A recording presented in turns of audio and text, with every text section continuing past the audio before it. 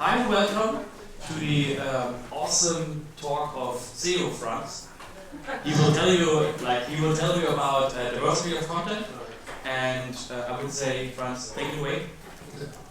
Hello everybody, I'm giving a talk again now after Corona, and the thing is I'm doing this for like 16 years and I'm still nervous. Is the audio good? Yeah. I hear a lot of this echo stuff. Okay. If I talk too fast, then just make funny faces. Okay, hello everybody. Welcome to the talk Diversity of Content, the SEO superpower and how to use it with WordPress. Who am I? My name is Franz Enzenhofer. I'm doing websites since 1998. I needed money, so I chose where the money was. And then in 2004, I was a business development at the Austrian Press Agency, and the people said, hey, we want to get found in this Google stuff. And then I followed the money and took it from there. And since 2011, I'm underway with my second company, fullstackoptimization.com, and our goal is to make all SEO agencies completely redundant. So, and whenever you go online in Austria, you will always go to a website which I have optimized in one way or the other, because I'm actually everywhere.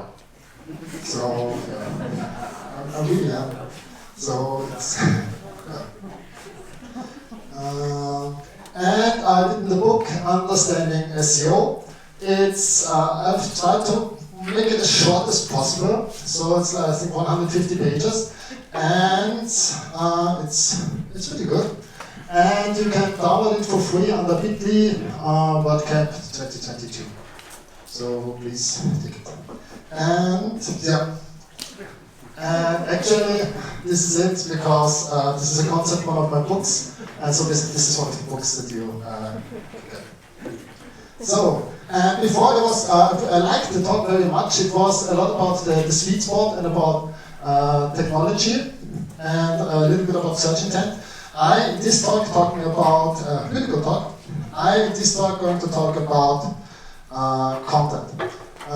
In general, what I do SEO, and I really love WordPress. So for a lot of, when a company is just starting off, and they have an editorial approach, or they have a web shop approach, then I always say choose WordPress, and you can pretty much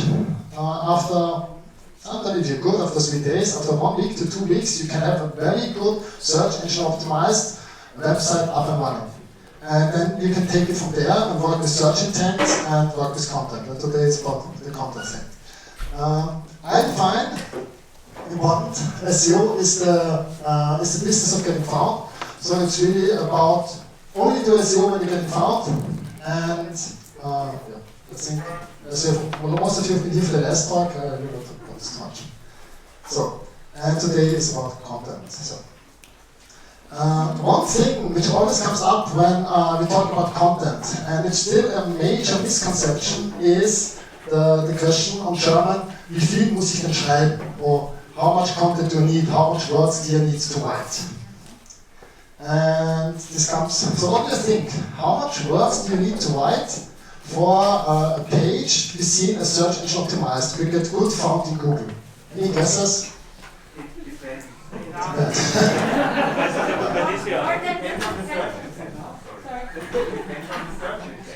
Depends on the search intent? More than your competitor? More than your competitor, that's a good one. Better quality than your competitor. Better quality than your competitor. Better quality than the competitor. Here? Enough. Okay. Oh, good one. About the competitor one, we're gonna talk about, because that's a harmful concept. It's yeah. So if you Google about SEO, how many words, you get answers like this. You need to be 600 to 700 words per page, and it's like a Forbes article. And when you go further, when you open up these snippets, then you see 500 to 7 words that you need. And if you go down there, you see 1,000 words, 2,500, and up to 9,000 words. So basically, this is the answers that you get. And Yeah. Gets even worse again, 2,300, 500, and then a big one, 2,100 to 2,400. It's, so what's the learning here? The first thing is really, you cannot Google search engine optimization, as strange as it sounds. Because, it's here. If I Google SEO, how many words, you actually get like 49 million results. In general, if you Google just for search engine optimization, you get like 3 billion, 300 millions. So, and actually the thing is, what you have to know is, everybody now talks about fake news, but we search engine optimizers, we invented the concept. Because what's happened is, Google, the so-called Google algorithm, and I think it's even harmful to see this algorithm. The so-called Google algorithm was a black box. And in the beginning, there wasn't any data, there wasn't any Google Search Console, and there wasn't any real documentation. So actually, we could take this black box that nobody could look into, and we can make hypotheses. This worked because of this worked because of this worked because of this. But this was all verification based. So actually we always looked at hypotheses, and then we actually said this works so that it's true. So we built up, and then we wrote a blog post about it, and then this blog post referenced each other again and again and again. So it was a verification bubble, and verification bubble nowadays is called fake news. So, what can you do when we talk about, especially about content? It's this very technical concept. It's read the fantastic menu. Read the fantastic menu.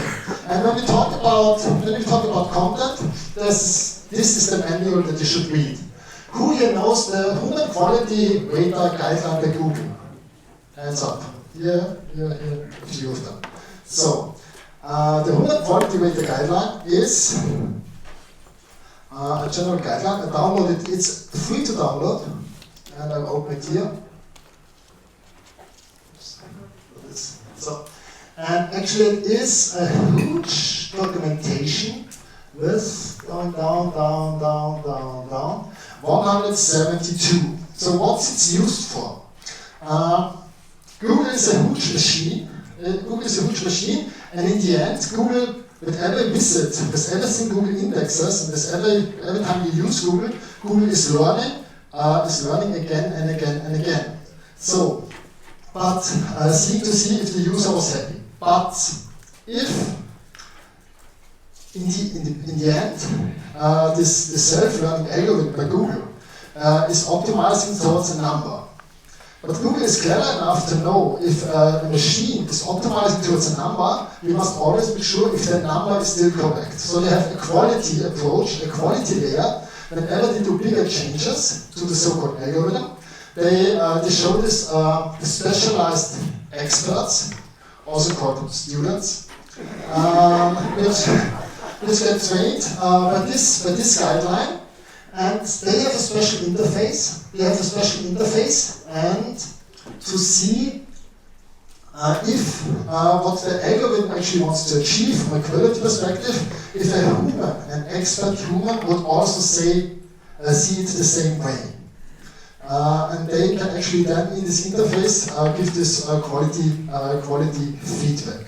This is the human quality rating guideline. So whenever you have to ask yourself, is it good content, is it bad content, and just download the guideline and read it. It's 170 pages. It becomes a little bit repetitive after the first 70 because they get always in smaller more details, but the first 70 pages are really, really good. I actually made a lot of the editors of the Deutsche Presseagentur, I made it read it because they had so many wrong conceptions, so the homework was just to read it. So back to the presentation. Okay. Within this human quality rating guideline, there is not a single mention of word count. What they talk about is value. They talk a lot about information and search intent. And different users have different needs. The thing is that we are all users, but we are all different in some regards. So. now comes this one. I hope most of you have this on your line because I realized it's not as good if it's just on the big screen. If not, you will get some more. And in the end, what you have to realize about Google, Google is not the content itself, is only a very small part of the optimization layer. Even the technical part is just a small part. The biggest part is the actual search intent of the users. This user, okay, let's go to the question first, and then it makes sense. So, today is Saturday. How often did you Google this week? Okay. Anybody has a number? One. Or you can answer how many times I Google Every day. today. 20, 30 times a day. So, the thing is, I always get lost when I get this question, and I answer why. Because the thing is, okay. Second question. What's the last thing before the last thing that you Googled?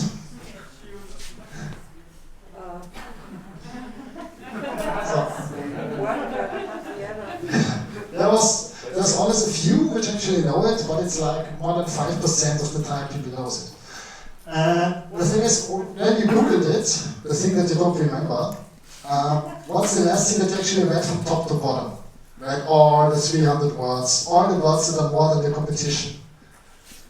The last thing that you Googled. You're not talking about going to the Standard and reading an article, you Googled for something that you did not know that you want to reach, and then read it from top to bottom. So, welcome to the world we live in. Welcome to the world I'm optimizing for. People don't know what they actually type into Google, and after this they don't remember, and in the end, when they come to a page, they don't read it. So, search engine optimization in a nutshell. And this is exactly what it is, because behind we do not have a word, we do not have a question in our mind. What we have is the search intent. The search intent is the things that you want to achieve, and even before we finish the thought, we already start to Google. Why? Because it's a better investment of our brain and of our time to just starting to Google than to think about what we actually want to achieve. It's just a much better investment of our energy. So we do not know exactly what we type in. Google knows, we type this into a search query. In the meanwhile, Google knows what we have searched in the past, and Google actually knows where we are, so we are always seeing in the context where we are, what devices we know, and Google also knows what users which are the same as us, either from location, either from our profile, either from whatever Google thinks, Googled, and what they actually preferred. So every search query that we do is seen in a context of us, of our personal history, but also in the general what we users which are similar to us like. And then Google,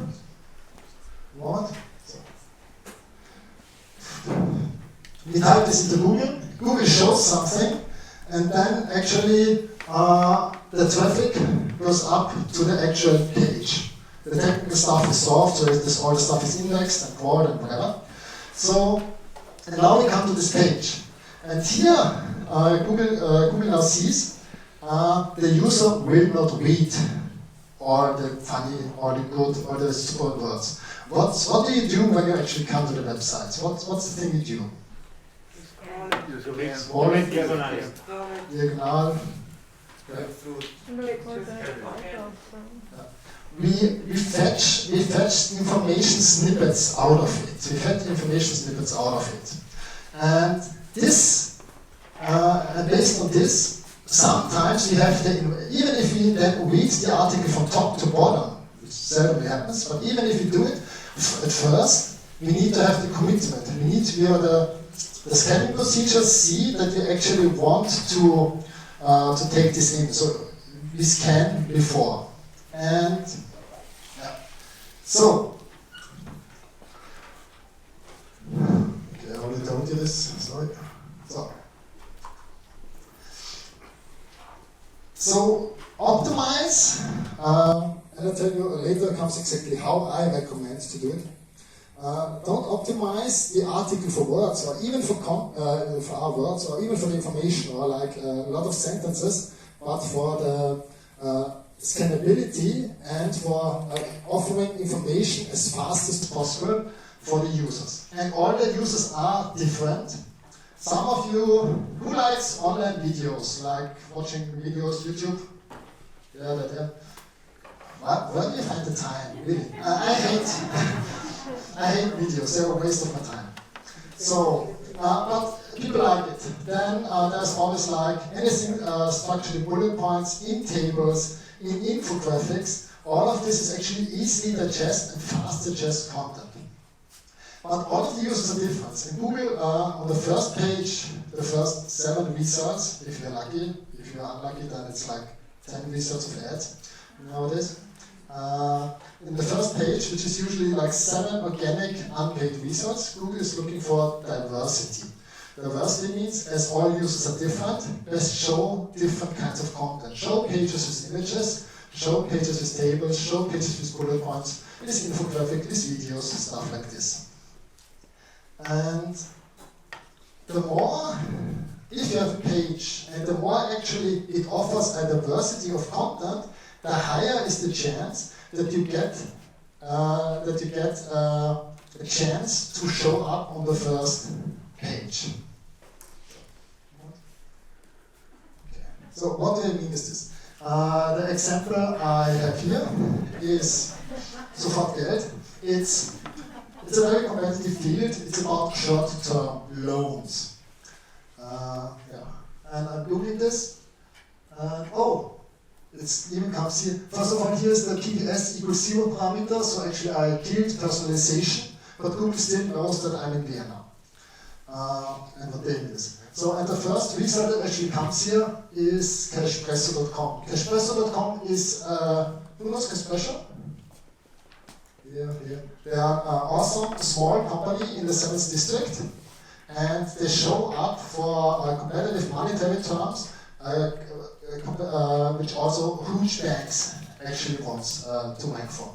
And what we have here is actually, of course we have SEO title, we have a URL, then actually we have headline, we have bullet points. This is the trust enhancer stuff. This again is bullet points, it just looks a little bit different. Here we have a table, bullet points, short paragraphs of text, infographic, headline, short paragraph of text.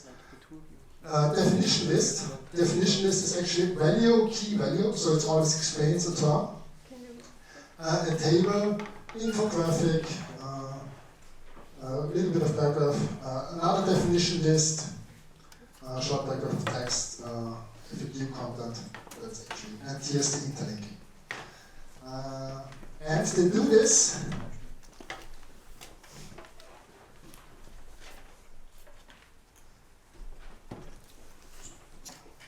And they do this actually, bullet points, there should be a table. Okay, they got lazy. Table, infographic, table, definition list probably, it's always the same thing. Another. So, this is what I mean, diversity of content. This is like a typical landing page, about 10 minutes, a typical landing page. I'm showing you something else. And this is for my friend, this is Rechnung Fotograf. And this is actually an article now, and the article has a headline, an image, short paragraph of text, a conversion element, a bullet point list, an infographic, and a table, and then some interlinking. So, and I could show you a lot of other examples. And here's the thing, when I actually want to show up for something really competitive term, what I do is I make the fastest page possible. Speed is unbelievably important. The fastest page possible, and a huge table, a really huge table. The thing is, most of the time, in the first 10 results, there isn't a page with a huge table. And because the page is fast, it's low risk for Google to send traffic. And because of this, we show up for in no time, very fast. So, going short in the here. So, the thing is here, by the way, diversity of content is very important. We have a fast web page, that's the WordPress, a fast page, and offer diversity of content, and the used SEO plugin also helps. Then you will show up. The thing is, with all technical SEO and content SEOs, if the user comes to your page and thinks your content is crap and bounces back to Google, you will not have the traffic for long, because Google is very good into measuring the user behavior. And if you have a page which just for a few users shows the search intent doesn't get fulfilled, whatever you do, you will not have the traffic long. The thing is, a wall of text, 900 words, more than the competition, 200 words, 9,000 words. A wall of text is a bad user experience. It just doesn't work. So, and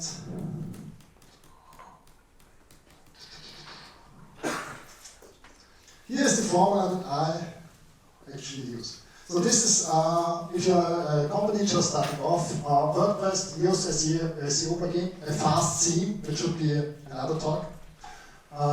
Then targeted pages that want to get found for something. Diversity of content that interlink to each other. And with WordPress and Yoast, you're pretty much settled from a technical point of view. And then you just have to move really fast. And the formula which then I apply and how it works, WordPress can all of this out of the box, which is awesome. This Gutenberg is, you can download the slides by the way too. I like pictures. So, this is actually, I have to look. In this one, you start with images. You can set the future image, you can fit in the alt text of the future image. The image have speaking file names, headlines, then definitely bullet points. Tables. Tables are a huge topic for CMS systems because they are not easy. In Gutenberg, they work out of the box, and in most teams, they are mobile friendly. So you can definitely just start with tables. And as you've seen here, on normal pages, I do not even waste my time with text because my page alone doesn't work better just because I want a lot of text. Then let's go to bullet points. Easily available. The video integration in WordPress, also very good. The only thing is that you make sure that it's fast, but you can embed YouTube videos and they get immediately recognized by Google. This is a definition list. Definition list is a special kind of markup which defines this is a key and this is a value. So it's very easy for Google to make sense out of the content. It's not easily done in Gutenberg, but it has a lot of plugins which then can be used. But also for Google it's pretty much the same, just having a list, an unordered list, which actually says this is the starting value, which is then bold, and then the actual value. This can also be recognized by Google as a definition. Infographics are actually just normal pictures, but which actually show some kind of information, like it's not a photograph. Yeah. And yeah, I can just go this. So, 5 minutes. I was too fast. Okay. So, questions? There is a question. Yeah. Shout it out. No, maybe mic on. No.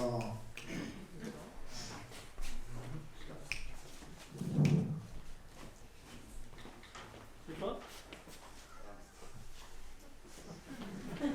Yeah, that was the first.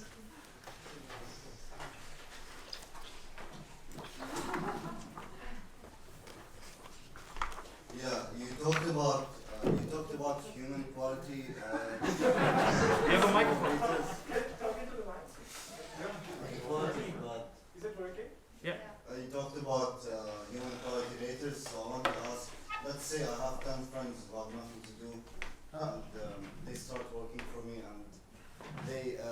rate my website using some SEO. So actually they would need to work for a sub-company for Google, and then 10 of them would actually work for them.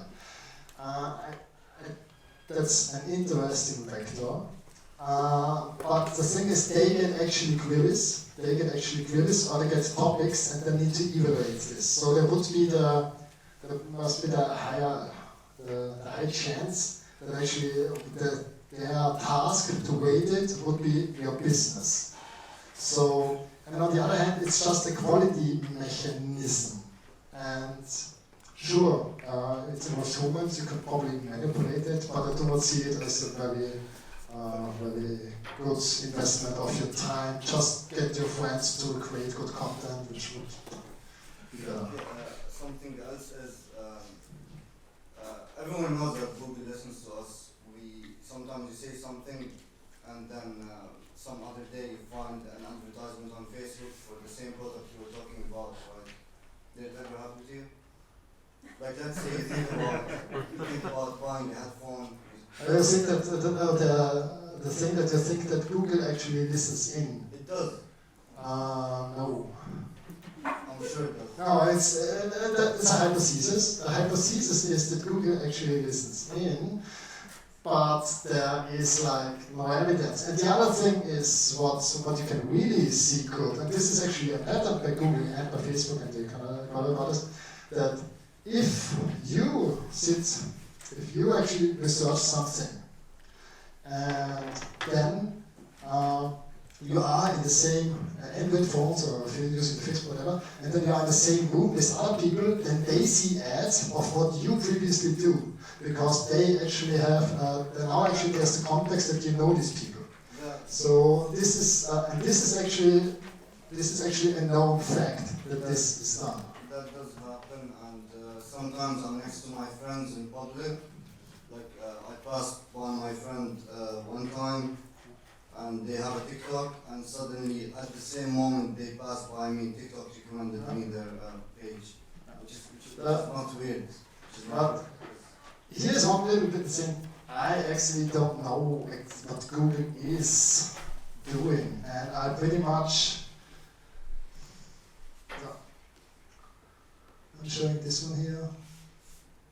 Download my book for free, it's awesome. So, okay, the thing is, for me, Google is a marketplace, and I do not know exactly how this marketplace works, and I do not care. The thing is, what I'm looking for is I make sure that I look at the demand, what are people searching for, doing researches or my hypotheses. Then I create supply, pages or whatever content, pages, content, videos, and then I make sure that these fulfill known best practices. I communicate this to Google, then Google sends always some traffic, and then I see what happens if the user comes to me. And then I see how this performs over time. So actually, I do not need to know how Google works, I just need to know, I have a good understanding of what the search intent is and what is the demand. And then I need to do supply, and then I look at this whole circle of demand and supply. And if I would find out that Google is listening in and I could use it, then I would use it for monetary purposes. Because I'm working the market that exists and not the market I wish for exists. So, any other questions?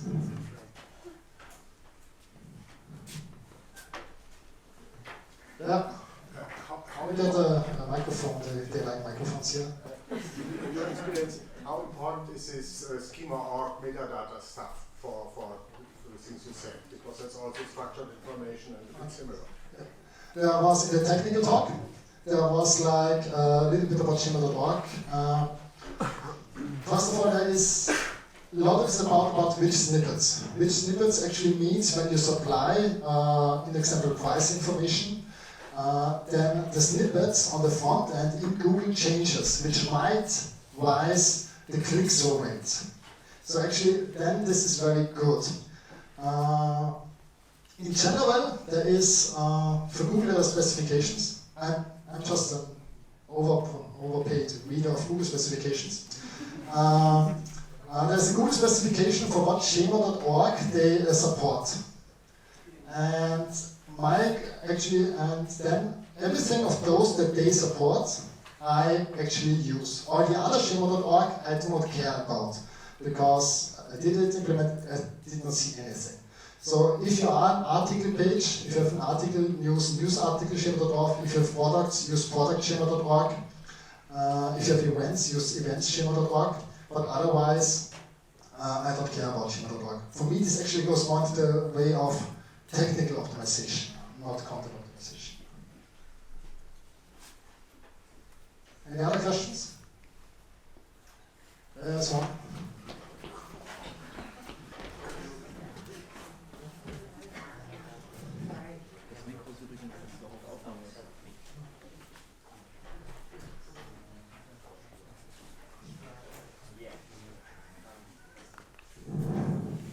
Does this work? Yeah. I would be interested in your opinion on creating content for zero search terms. Like, it's easy to find keywords in B2C niches, like fashion or finance, but if there are B2B niches, it's often hard to find keywords with measurable search terms. Yeah. So does it mean I shouldn't even create content around those topics at all, even if I know that some people might be searching for it? Okay. Very good question, and I actually do hardly any search demand research with hard numbers, because the thing is, the numbers you get out of Google, AdWords keywords tool, first of all, the numbers are also very fluffy by now, but actually this is about the words. When the words get searched, it's not about search intent. In the example, the page which showed Sofort Geld, which shows up for Sofort Geld, it's not targeted at the word Sofort Geld. It's targeted at Geld line, because we missed it. But the search intent is the same. So if you think there is search intent, then prioritize it by how far it is from your core value. When you have a company, an organization, there is something that you are. This is actually a core value.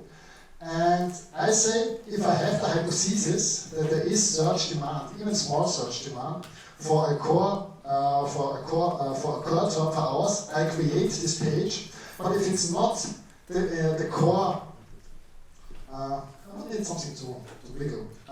If it's not in the core search, the core of your business, but farther away, so you would actually just create it because you think people might be interested then on the value that your company offers, then I always go with search demand. I need at least some indication that the people are searching for it. This is either via Google Autocomplete, Google Keywords tool, or the Google Trends. I need some indication if people search for it. Otherwise, you can still do it, but it's not search engine optimization.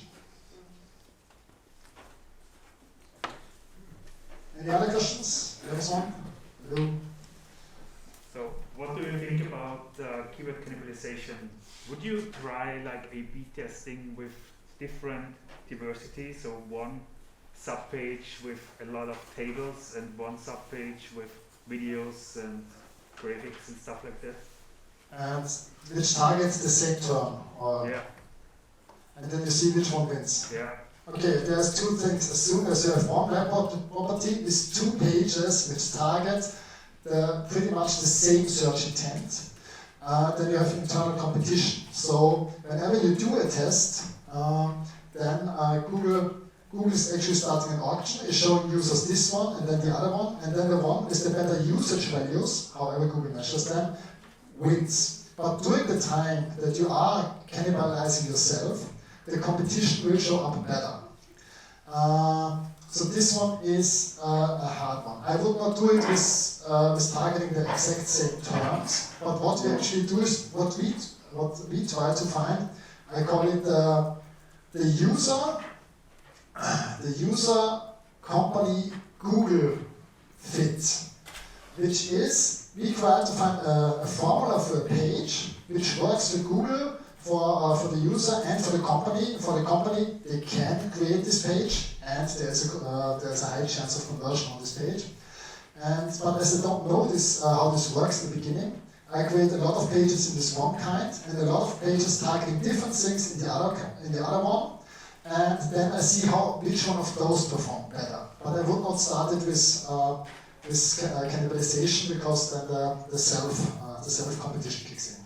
But doing tests like this, I do this a lot. I call this finding a page Google use of it. Thanks. I might add another question. You know all these footers with web design Graz, web design Vienna, web design, you know that stuff. And for some reason, even though we know for 5-6 years, Google doesn't like that. For some reason, there's one guy still on position 1 on Google with that. But here's the thing: the interlinking itself, for interlinking and position are two different things. Because we search engine optimizers, we wound everything that we touch, and the first thing that we touched was the footer, so we wound it. So Google actually decided that whatever we put in the footer is pretty much ignored, especially all of this interlinking. Then there's the big discussion: what is the footer, what isn't the footer? But just because there is some parts interlinking that Google actually doesn't care about anymore, doesn't mean that the content itself or the brand of the website is therefore harmed. So especially if it's a big brand websites, people search for the brand, together with organic variations, like Durchblick Autoversicherung, stuff like this. If they search for this, then there's a high chance that it works, even though that the SEO did all of the interlinking in the footer. So I have to look at it, if it's brand, if it's not brand, how fast is it. But sometimes I work with big companies, and I just don't care about the things in the footer. And if there are links, then there are other things to do. It doesn't work because of the links, but still. Yes. Okay, got it. Thank you. Okay.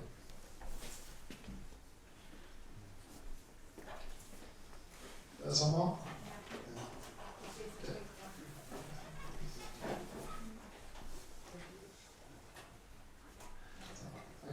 Just you said in the beginning that as much worse as the competition. Just wanted to say is I don't like looking at the competition, because when I look at the competition, I do everything different than they did. But now ask your question. No, I think that was really great, and I said it because a lot of agencies use that, method to optimize. So I just said it also, and when you said it's not so, I thought it's super interesting to see another approach. But my question is also, I got interested now also or I'm interested now in your opinion. How long does it take to see the success of an optimization? First of all, it depends. So, did you do all the technical stuff right? Because if Google cannot crawl your page, you did not communicate it correctly, cannot render you correctly, or your site is just too slow, then there's a bottleneck, and good content will not help you this much because Google did not see it correctly. So, if you do the technical best practices halfway right, then are we talking about one article or not? But in general, I say after an optimization, what an optimization I mean over a page inventory, about 50, let's say the minimum is 20, but you optimize 20 to up to 50 pages, and the technical best practices are fulfilled, you should see a positive trend after 2 weeks. If after 2 weeks it goes up, you can expect it went up, and it will probably go further up.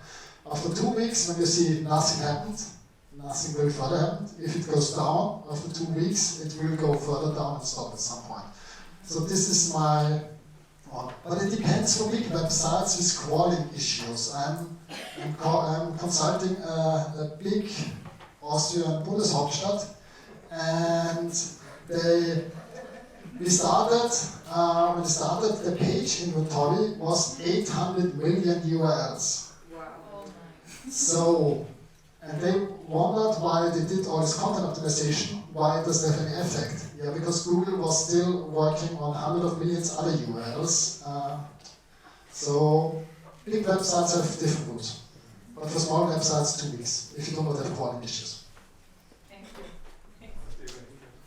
There was a question next to you. Hi.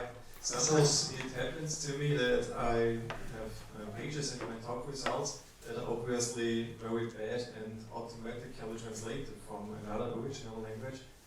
And so I'm wondering if this isn't bad quality and why this bad translation is ranked so good. Could it be that the original article or page has such a good ranking and this is transferred? Okay, paraphrase it. You have seen results where something was obviously auto-translated, and it still showed up good in the search results. First of all, the original source from where it was auto-translated doesn't matter because it's new content. So actually what you just have is a bad quality content page. Google changed, this was seen as the past as pure spam. Pure spam actually means you could get kicked out of Google, the whole website. So what you can do is submit a spam report. Nothing much will happen. Then Google changed the definition from pure spam to just spam. So when you auto-translate, it's just spam. But usually it should not show up or not show up for long. So it's an... I usually don't see it short time, and then when I visit the same query again after 2 weeks, it's gone. So if it's there, then it's short time. Or there are other things like brand. Like it's a huge, big websites which get searched a lot, like Amazon Booking and stuff like this. They can do pretty much everything because people want to reach the resources. So that's one of the challenges. And funny note, by the way, I was the biggest player in auto-translated content in 2008, and it worked marvelously. And then Google cut us down, so I do not recommend it because they really kicked out all of our traffic. But I did it for a few 100 million pages. Hi. Hi. Thank you about the new learning about diversity content. Do you have any ideas about ratio spreading?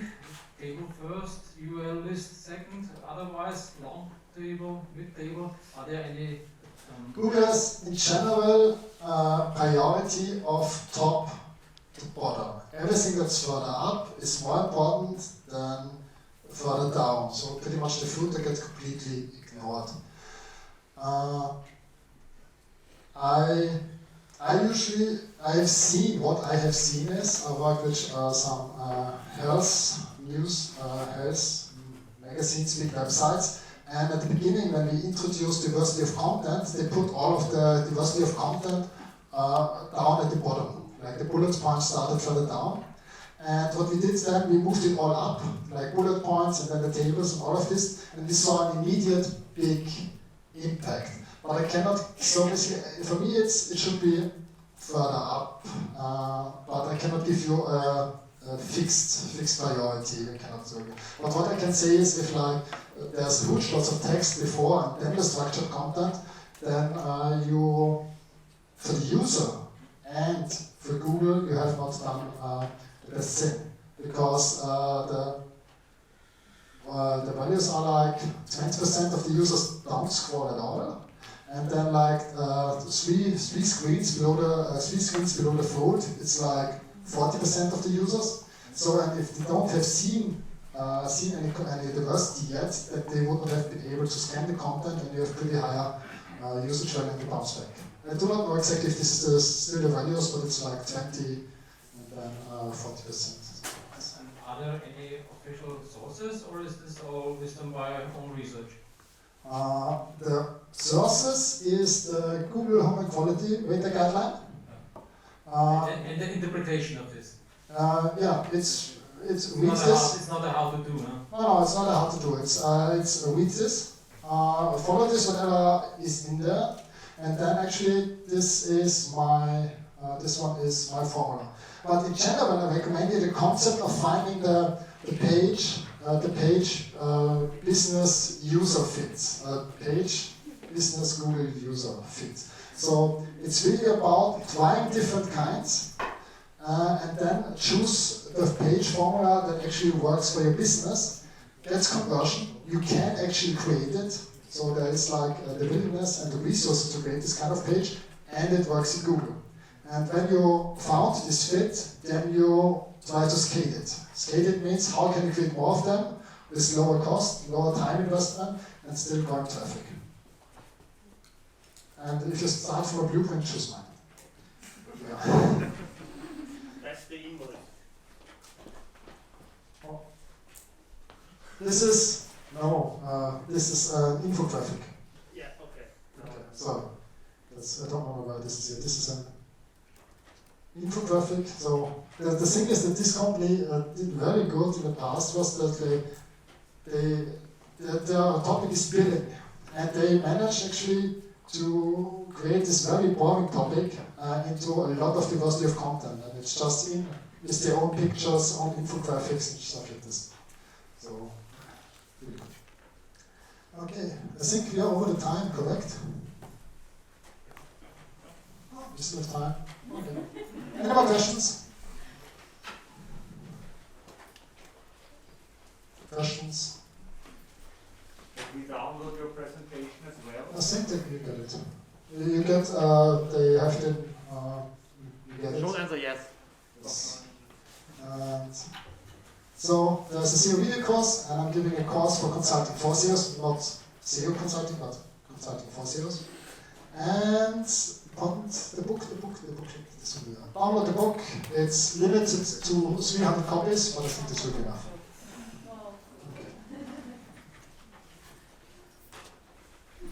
There's a chance you can otherwise approach me here down and talk with me about it.